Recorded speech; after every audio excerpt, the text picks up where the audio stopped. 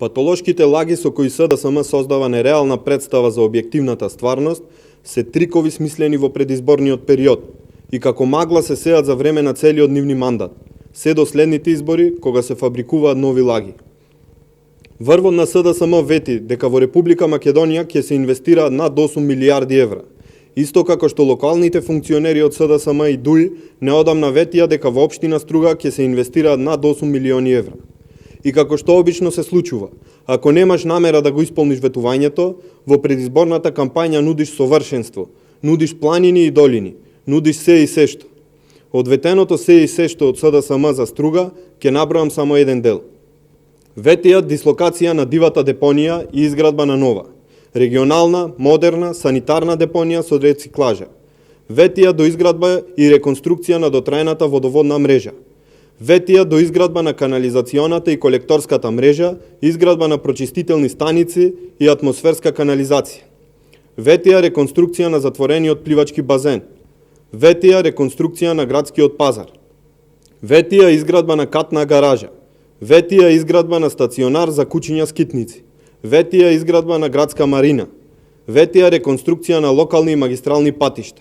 Ветија инвестиции во туризмот и угостителството. Ветија инвестиции во образованието и здравството. И што ли уште не? Се разбира, тоа што двоецот СДСМ и ДУИ ќе го вети, никогаш нема да се реализира. Еве, ќе се обидам илустративно да ви ја опишам дивата депонија во Струга.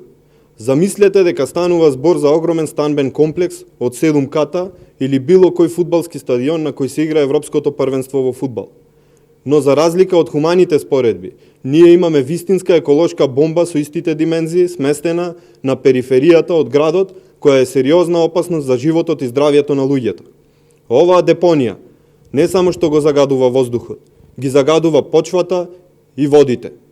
Бидејќи се наоѓа веднаш до некогаш најплодното Струшко поле, каде се уште се одгледуваат насади од најразлични култури и непосредно до течението на реката Црн Дрим, а не поседува никакви еколошки стандарди, можеме да замислиме колку штетно делува на растителниот и животинскиот свет. Дополнително, како град на две води и планина која изобилува со вода за пиење, поради дотраеност на водоводната мрежа и бројните дефекти, се почесто се случува воопшто да немаме вода, а кога имаме, истата е бактериолошки неисправна, дури ни за техничка употреба. Па така во фаза ја има, ја нема, граѓаните се приморани да купуваат флаширана вода за пиење. Затоа пак канализацијата, освен во стариот амортизиран систем, ја има насекаде. Веќе не се добројуваат излевањата и поплавите по подрумите и сутерите од семејните куќи и згради. Само се наметнува прашањето: дали има надеж за подобра иднина? Општина Струга може да биде пристојно место за живење, но само под услов она што ќе се вети да се реализира и да не се ветува се и сешто, затоа што на крајот од мандатот нема да се реализира ништо. Со подршка од граѓаните, ВМРО ДПМН може да ја врати Струга на вистинскиот пат, бидејќи во нашите редови имаме професионалци кои знаат што им е потребно на стружани и кои над се искрено ја сакаат Струга.